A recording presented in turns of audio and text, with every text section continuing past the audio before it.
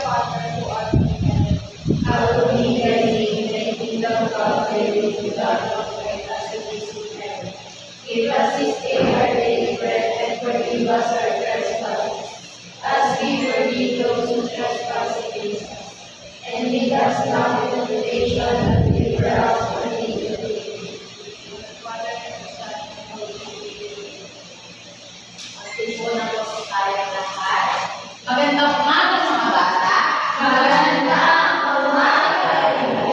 Kamusta naman kayo? Nagtanghalian na ba ang lahat? Dito ano pala? Later pa po ako. So, may lumiban ba ngayong araw? Nakakatuwa naman at kompleto kayo lahat. Bago tayo magsimula ay may patakaran tayo sa loob ng silid-aralan. Ang una ay pumasok sa tamang oras. Pumapasok ba ang lahat sa tamang oras? Ang pangalawa naman ay isuot ang tamang uniforme. Nakasuot ka ang tamang uniforme. Okay lang yan kasi ang panahon natin ngayon ay matinit. Opo. Pangatlo naman ay igalang ang guro at mga kaklase. Ginagalang niyo ba ang iyong mga guro at kaklase? Pang-apat naman ay makinig sa guro habang nagsasalita sa harapan. Pang-lima, makilahok sa talakayan. Dapat sumasagot kayo sa talakayan dahil wala namang maling sagot. Naiintindihan po ba? Bago tayo dumako sa panibago nating aralin, babalikan muna natin ang ating tinalakay kahapon. Tungkol nga saan ang tinalakay natin kahapon, Isaiah?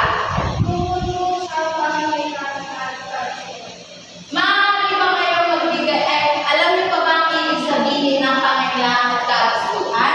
Kapag pangailangan, ito ay tumutukoy sa isang bagay na kailangan natin o mahalaga sa atin para tayo mabuhay. Kapag kagustuhan naman, ito ay tumutukoy sa mga bagay na kahit wala tayo ay mabubuhay tayo. Maaari ba kayo magbigay ng halimbawa tungkol sa pangailangan at kagustuhan?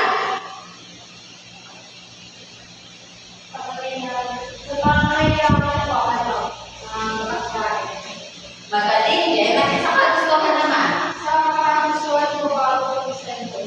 tama. Nakakatuwa naman at marami kayo matutunan sa ating aralin. Ngayon naman, bago tayo magsimula, gusto niyo muna bang maglaro? Ang laro natin ay pinamaggatan na letrang gulo, larawan ng clue. Ang clue, ano nga ulit pamagat ng ating laro? Maaaring malukuin kung ano ang letra mabubog niya sa larawan natin. Okay, Seth? Sa pangalawa, Paula, tignan nga natin kung tama ang mga sagot. Magaling, mga bata.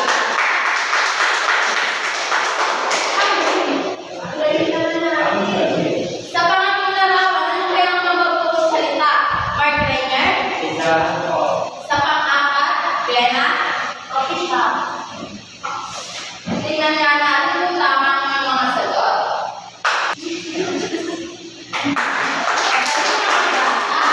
Sa tingin nyo, ano bang may idea na ba kayo kung ano ang ating pag-aaralan? Glenna? Magaling.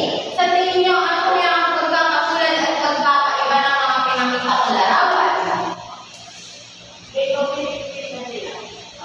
Tama. Sa tingin nyo naman, ano ang mga tungkulin o responsibilidad ng isang nagnenegosyo? Ano kaya tungkulin ng isang nagnenegosyo o responsibilidad? Isaiah?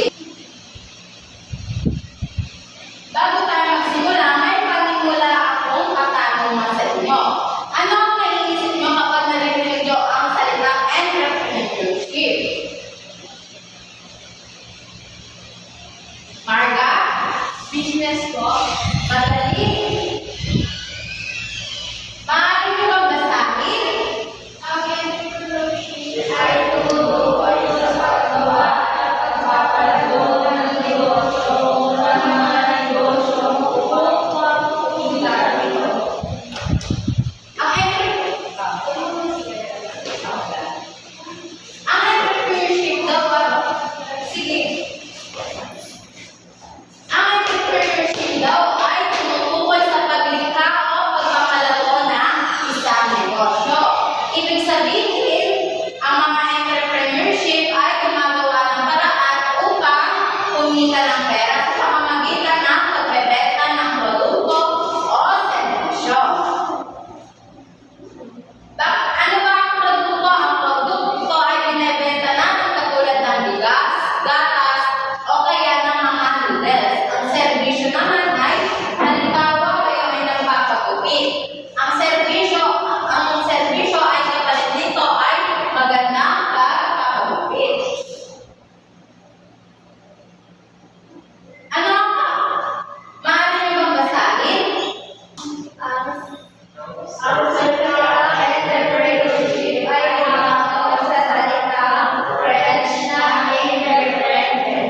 Na ang sagwa ang isang entrepreneur o negosyo ay isang individual na nagsasaayos ng mga masiwa at nakikinig sa palaran.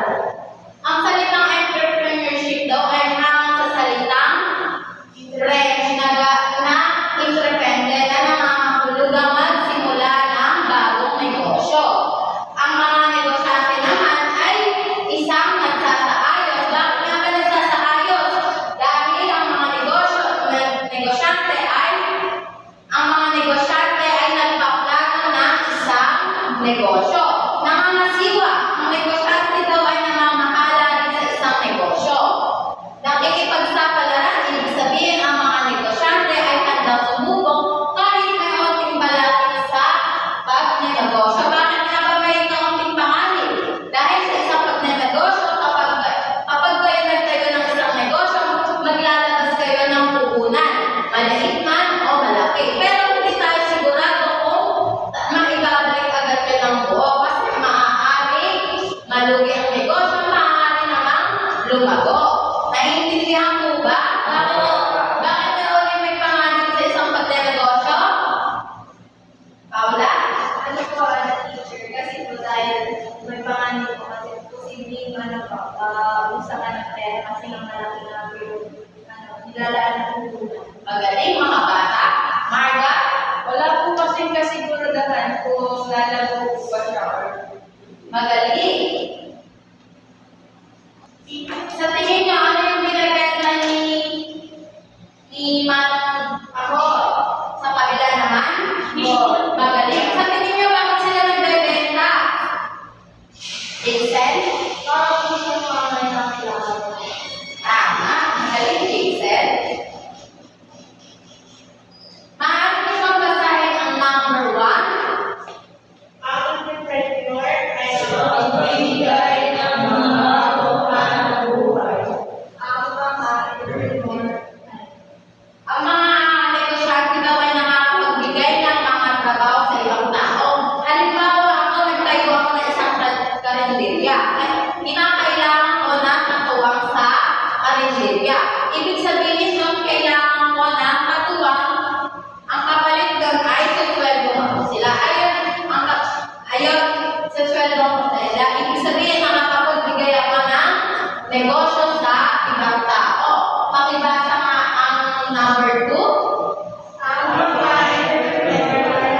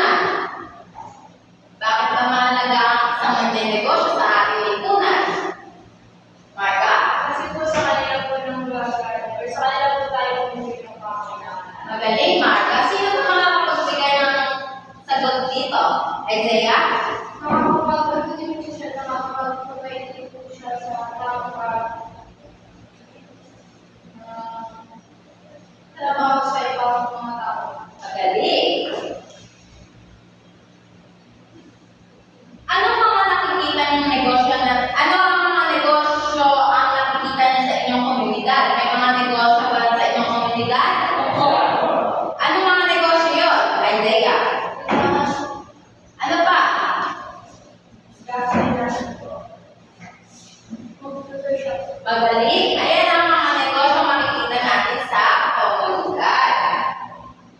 Ngayon naman ay pagtatalakayan natin ang iba't ibang uri ng negosyo. Simulan natin sa maliit na negosyo. Maaaring mabasahin. Ang maliliit na negosyo ay isang uri ng negosyo may limitado na kinikita ng nangyayari. Karaniwan ito ay pagmamayari ng sumao sa maliliit na grupo at ang mga kapital para sa malaking negosyo.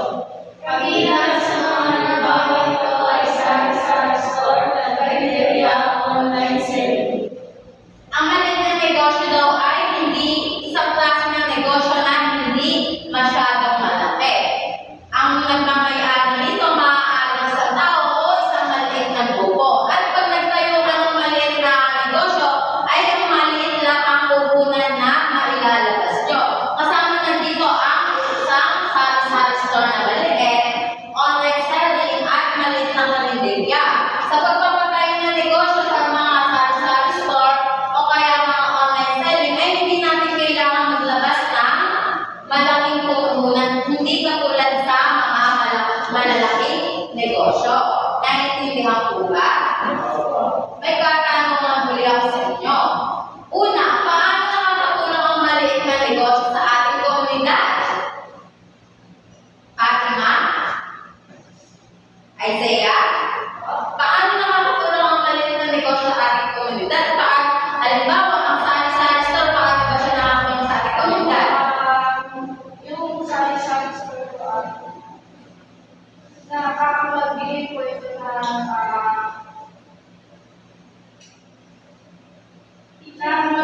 basics nito.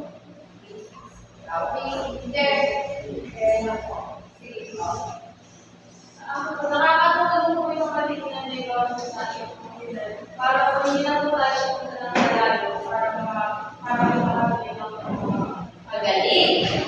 Ano namang mangyayari sa ating komunidad kung walang maliit na negosyo? Ano mangyayari sa isang komunidad kung walang mga sari-sari store?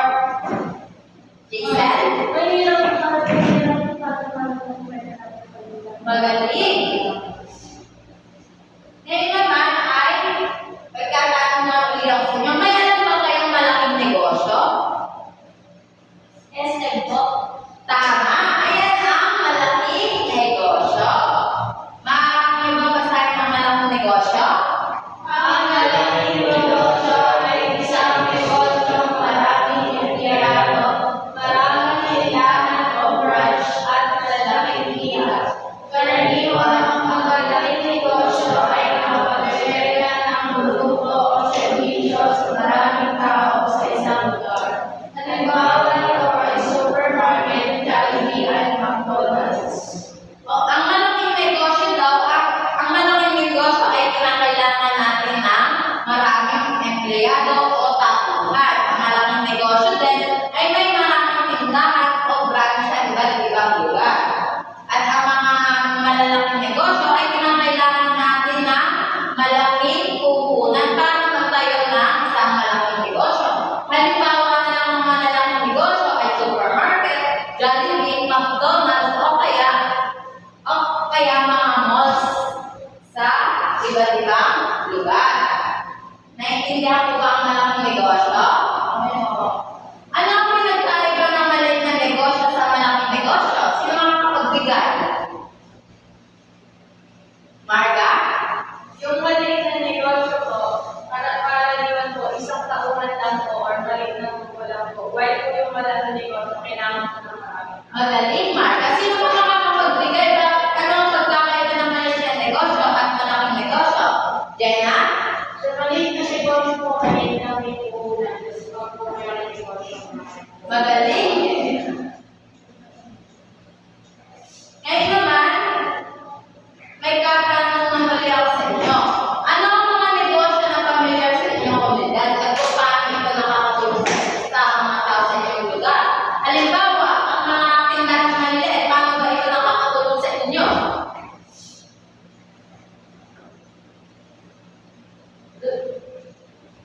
Jenna? doon po bumibili ng mga simpleng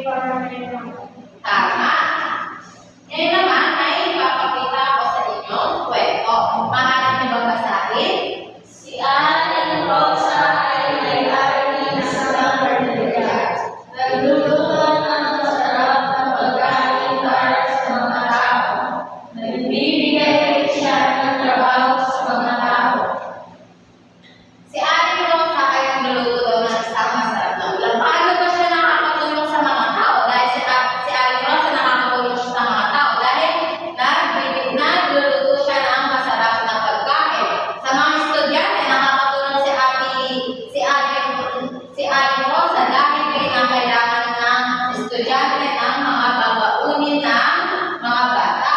Paano ba siya nagiging bahagi ng isang komunidad? Kasi si Aling Rosa ay nakakapagbigay din ng hanap buhay sa ibang tao dahil kinakailangan niya ng tauhan sa kanyang karinderya.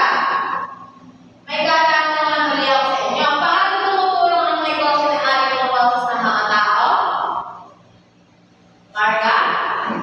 Ano po, nakapag-ibigay po siya ng trabaho dahil kailangan po niya ng tao. Paano siya nagiging bahagi ng komunidad? Ako pa rin po. Ikaw, Jason? Ano po, nakakatulong po sa mga bata. Kailangan po ako na sa mga bata. Tama, ang galing, Jason. Ngayon naman ay may papakita ko sa inyo ang iba't ibang uri ng negosyo. Sasagutin nyo lamang kung bakit ba ito nakakatulong sa mga tao at bakit nagiging parte ito ng komunidad. Sa laundry shop, bakit ito nagiging nakakatulong sa mga tao? Jason? Nakakatulong po kasi nang mula po yung mga bata. Tama. Paano naman ito nagiging bahagi ng komunidad ng isang laundry shop? Dahil ang laundry shop ay nakakapagbigay din ng trabaho sa ibang tao. Hindi makakapagbukas ang laundry shop kung wala namamahala sa laundry shop. Sa printer naman, bakit ito nakakatulong sa mga tao? Isaiah? Nakakatulong po sa komunidad po ng pag-create ng mga documents po ng mga bata. Bakit siya nagiging bahagi ng komunidad? Kasi po, maganda po tutulong sa marami po sa akin po kasi po doon shop na may printer. Kinakailangan po nila ng pautan para po ma-manage po or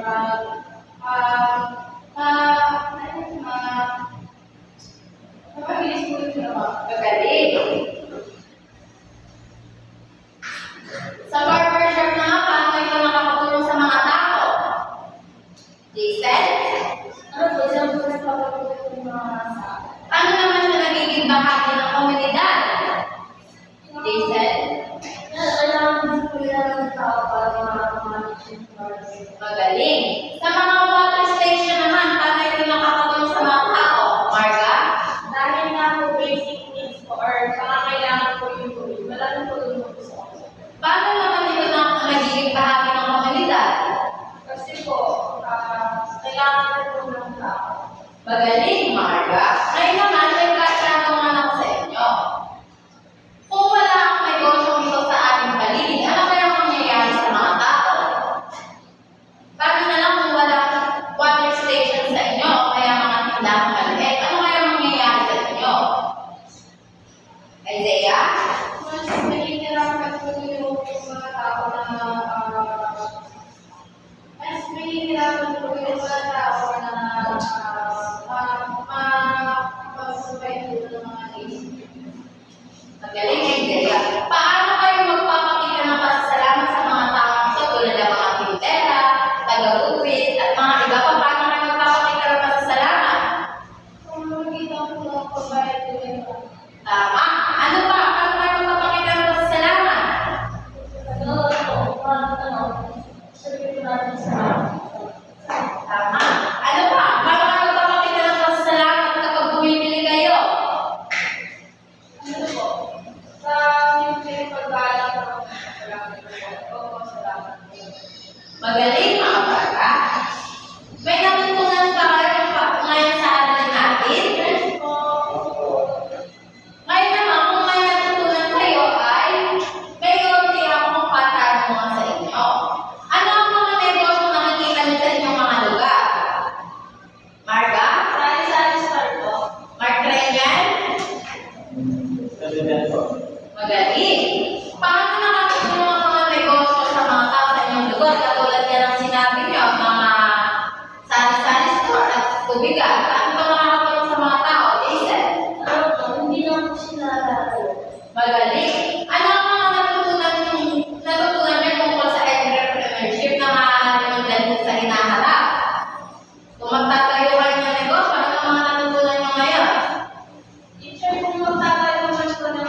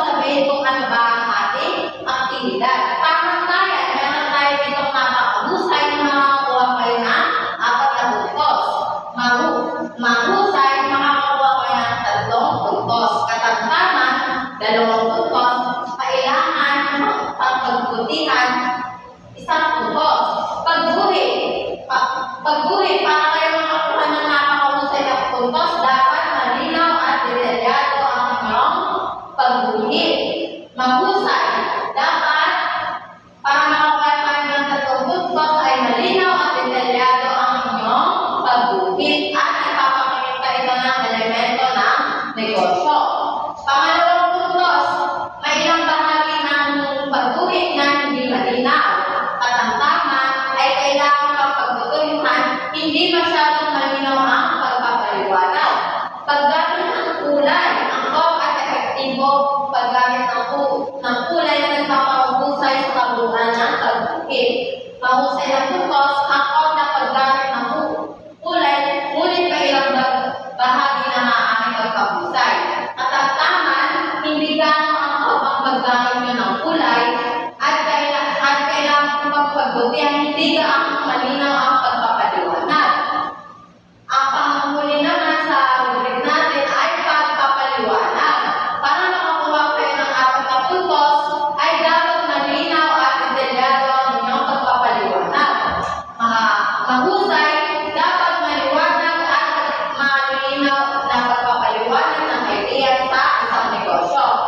At pang puntos ay hindi gaano angkop ang paggamit ng kulay. At sa kailangan pagbutihan ay hindi gaano ang pagpapaliwanag. Ngayon, ang ating aktibidad ay tungkol sa pinapakita ko ang negosyong pangarap ko. Ano nga ang kamugat ng ating aktibidad? Pinakita ko ang negosyong pangarap ko. Maaari nyo bang basahin ang panuto? Bubuhin ang sariling ideya ng negosyo. Gamit ang art material sa loob ng walong minuto. At paliwanag kung bakit yan ang napili mong naturang negosyo at ano paano ito makatulong sa komunidad. Sa ating aktibidad ngayon ay bubuhin kayo ng inyong sariling negosyo na gusto nyo balang araw sa loob ng 8 oras. Pagkatapos nyo sa loob ng 8 minuto. Pagkatapos nyo ibuhin ay ipapaliwanag nyo bakit nga ba iyon ang napili nyong negosyo at paano ito makakatulong sa inyong komunidad. Handa na ba kayo? May dala ba ng art material? Opo. Magaling. Kung wala kang mga dalang art materials, may dala si teacher na mga art materials.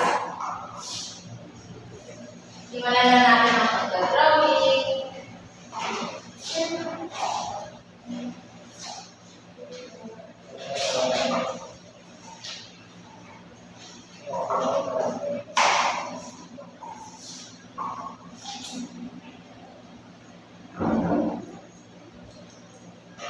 Simulan po natin ang oras natin.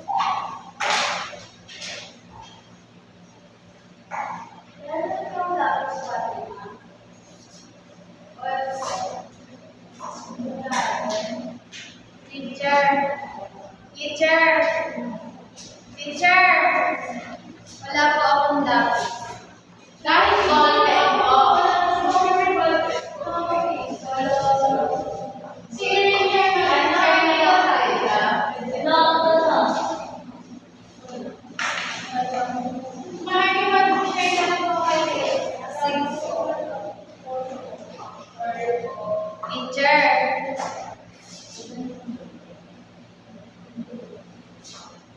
Teacher, hindi po maalis yung suot ni Andrea.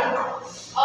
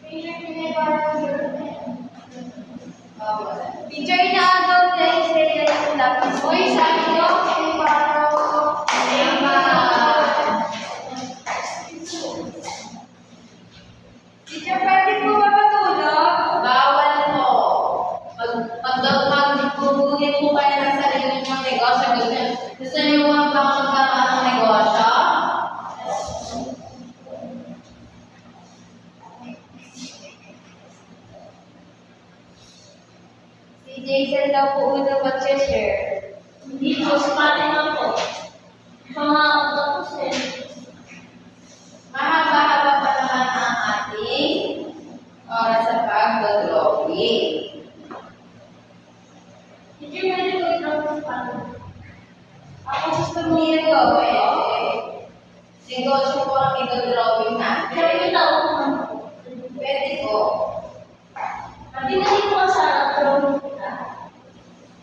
Mamaya.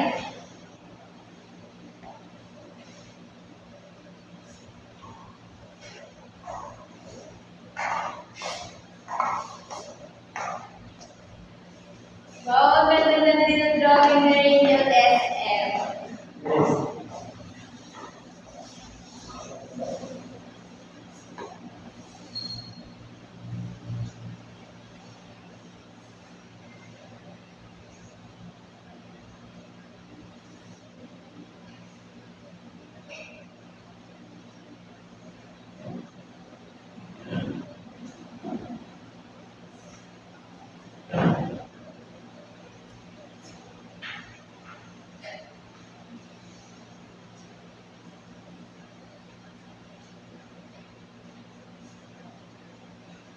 Teacher, paano po yung kahit ako?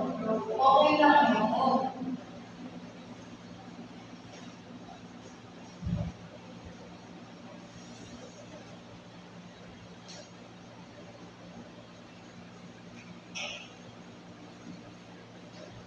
Teacher, may negosyo ako sa Minecraft eh.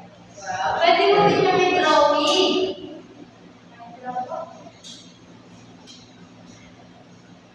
Teacher, pwede po ba kayo susuin po? Yes po. Nagdodrawing po si Fatima. Dumadaldal lang po. Fatima, po. Pag ba nagdodrawing, dapat kamigay? Hindi po. Drawing na lang siya eh. Tingnan mo si Isaiah, nagdodrawing ng matahimik. Hindi naman. Nagdodrawing ng matahimik si Isaiah. Hindi po.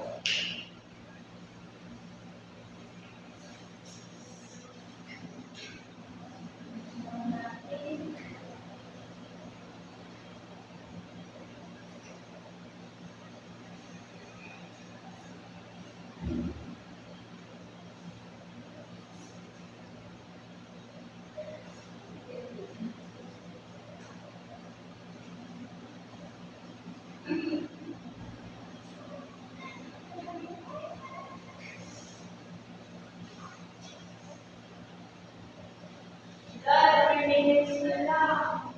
Ang bagal mo kasi. Ikaw nga, tapos na po ako.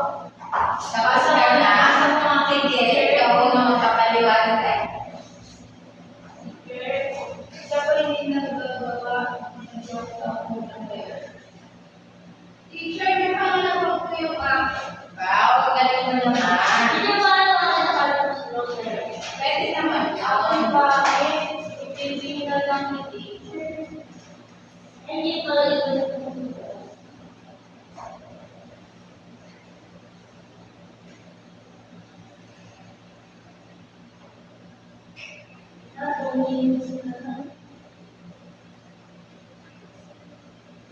Si Mark Daniel ba ang negosyo niya? Ano po? Simbahan mo. Negosyo po ba simbahan? Hindi po. Ha?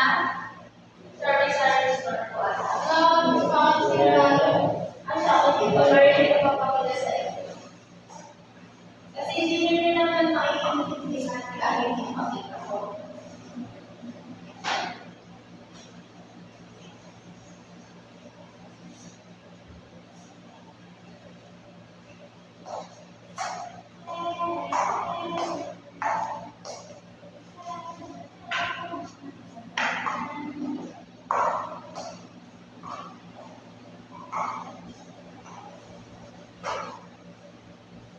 Tapos na si Isaiah yun. Ikaw din siya, tapos ka na? Hindi pa rin tapos, teacher. Puro dagdag kasi ina-approve pa. Ito nga yun eh.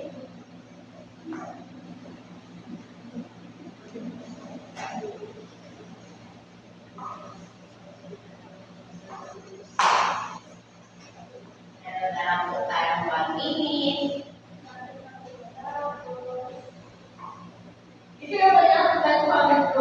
Okay lang. Basta hindi ko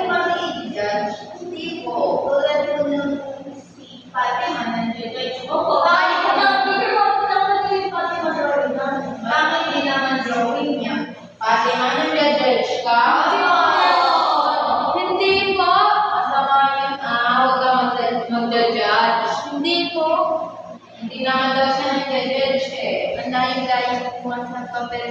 Teacher, maganda ng drawing niya. Teacher, tapos na po ako. Wala naman. Antayin lang po natin yung iba matapos. Yes, teacher. Opo. Teacher na mga kopya ng negosyo si Jace. Hindi siya namumukya. Magkaiba sila ni Isaiah. Teacher, tapos na ako. Sabi ko na lang, maganda drawing ni Alice. Tapos na po ba ang lahat? Di pa daw po sa marine niya.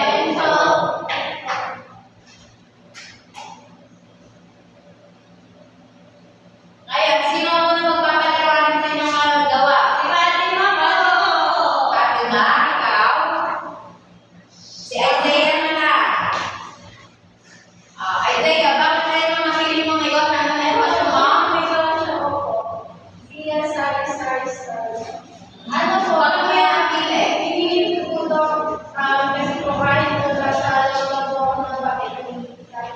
Paano siya makakatulong sa lahat ng kabayan?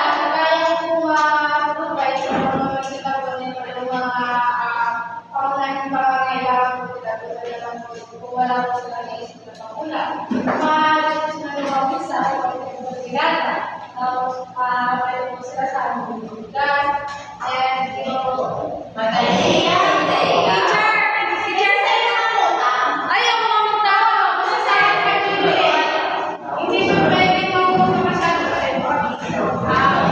Pwede ba rin sa kanya mangungutang? Pero pag gusto rin, gusto lang makakuhan. Magaling na Isaiah. Walang pambayad si teacher. Magaling Isaiah. Ganda naman ang iyong gawa. Sino ang pangalawa? Marga. Ay, si Rainier muna. Pagkatapos ni Rainier. Fatima, makinig ka sa kanila kasi ikaw ang susunod.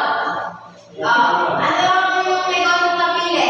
Gulayan po, Bakit kayo kung gusto mo maging negosyo? para po mas malapit po sila makakawin po ng gulay. Pag wala pong ulam, pwede po gulay po namin na yan. Paano siya makakatulong sa iyong komunidad? Mas malapit po yung kaibigan po nila ng mga gulay. Ang galing. Galing ang mga negosyo. Sino naman susunod, Marga? Pagkatapos mo. Okay. Ano ang negosyo mo? Bakit tayo napili mo? Pakita mo sa kanila.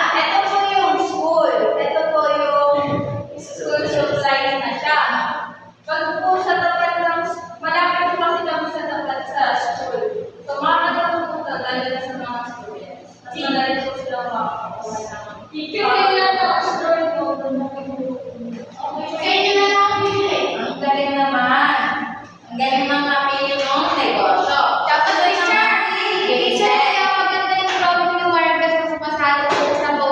Oy, mahusay. May talent pala si Marga. Leila, ano ang napili mong negosyo? Paano siya makakabigay? Siya yung napili mong negosyo. Sabi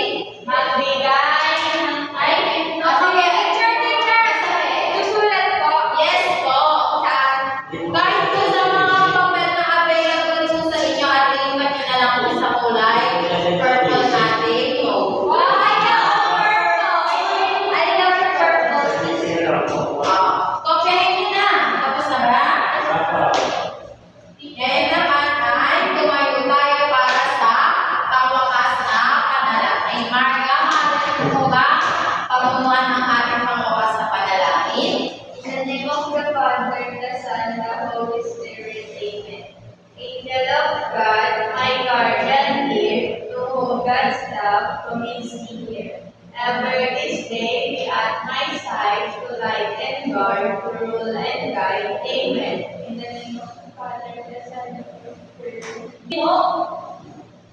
Uwi ko na,